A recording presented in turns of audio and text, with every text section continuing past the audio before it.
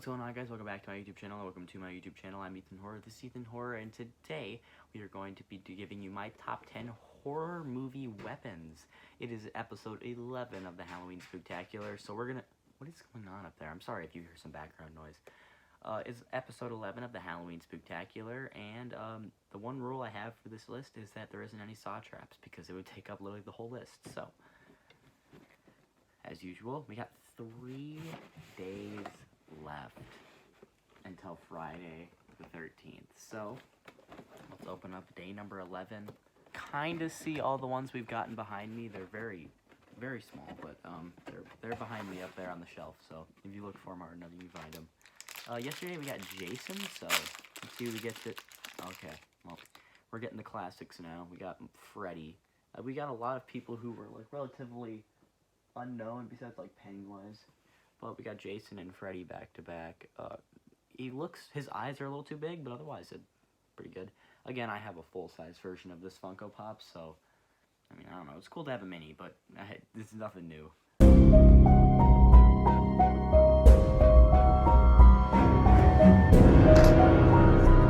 Here's Johnny.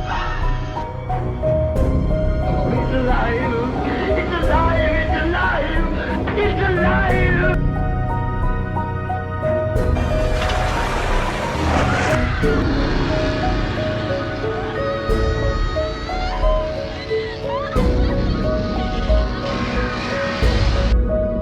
This is God.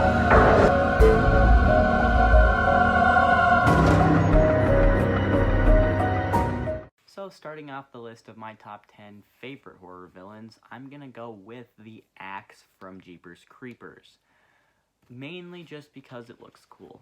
But it will not be the last axe that we see on the list. I just like that it has, like, you know, the sharp side on this side and then, like, the 3 prongs coming off the back. Because, like, that perfectly captures the Creeper's whole vibe. Like, everything about him, that kind of sums it up with a weapon. Maybe if it looked a little bit cooler with, like, some better colors, then, yeah, it probably would, like, perfectly represent him. But it's really just on here because it's a cool weapon.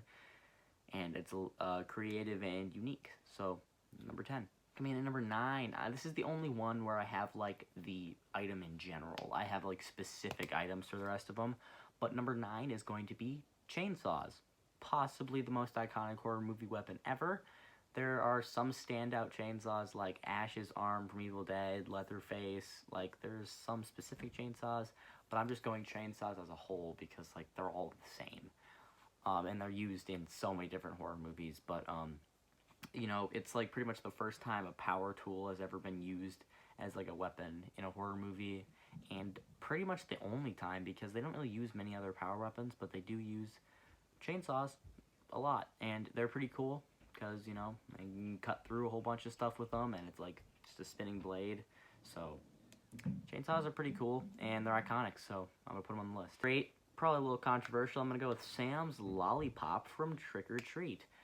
Now, it could be considered not a weapon, but he does kill somebody with it, so that's why it's on the list, because not only is it absolutely iconic, like, it was instantaneously iconic with the character, even though he only kills one person with it, it's creative, because, like, it's a movie centered around Halloween. Like, that movie just is Halloween, and he kills someone with candy. Like a sucker.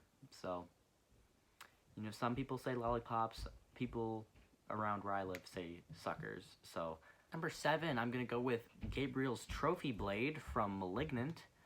Malignant was not a movie I was absolutely blown away with by any means. I didn't hate it, but I didn't necessarily like it either. It was fine for me.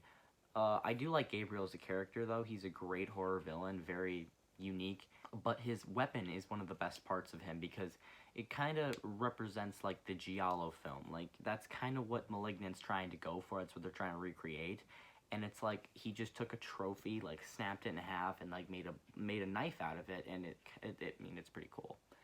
Like, it looks cool. It is cool. And I think he kills a significant amount of people with it, so it's not like a one-time use like Sam's Lollipop. I think he gets a few kills with it. Number 6, I'm going to go with 2 different baseball bats, and they're actually both not from movies. They're both from horror TV shows, and that's going to be Lucille and Steve's bat from Stranger Things.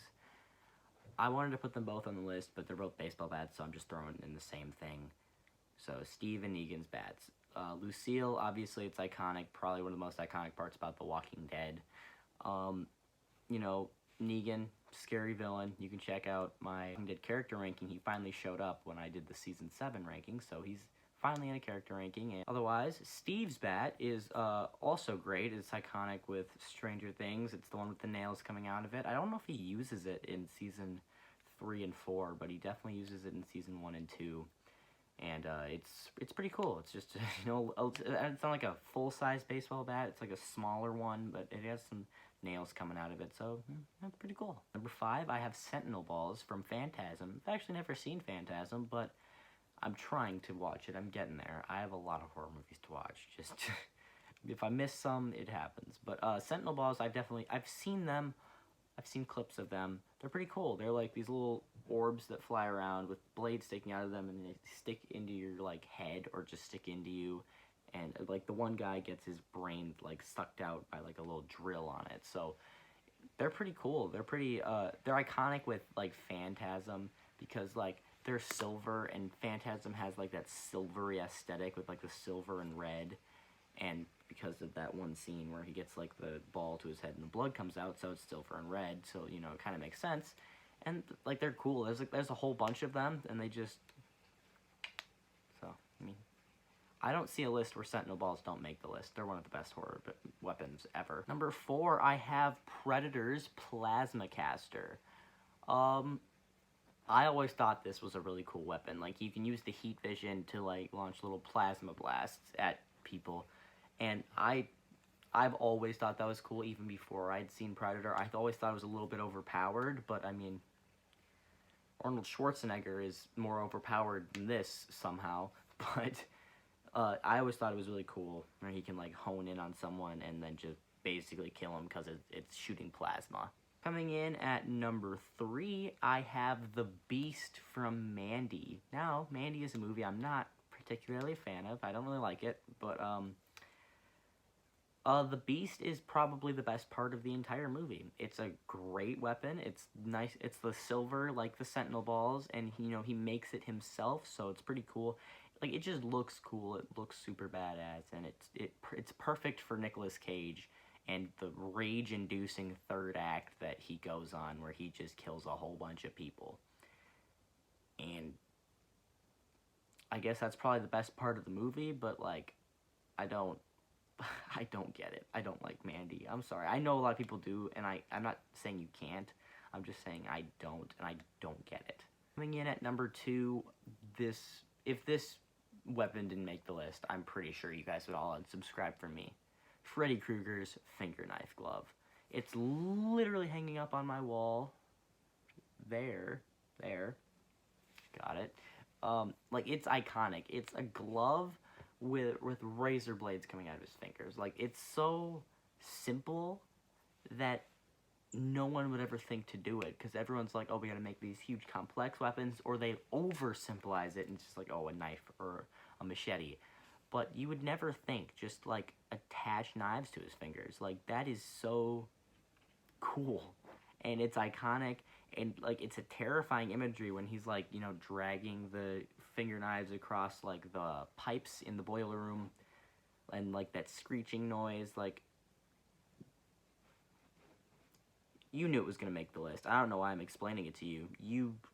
The finger knives are one of the best weapons in horror movie history, and they might be the best. They're just not my favorite, because I don't know, because you just have to listen to my number 1. And my number 1 is going to be Predator's wrist blades. I think wrist gauntlets, I don't know what they're called. But, the things that like come out of his wrist and they like extend, and they're like, those have always been my favorite weapons ever in like basically any movie. Okay, I take that back. Marvel has some great weapons.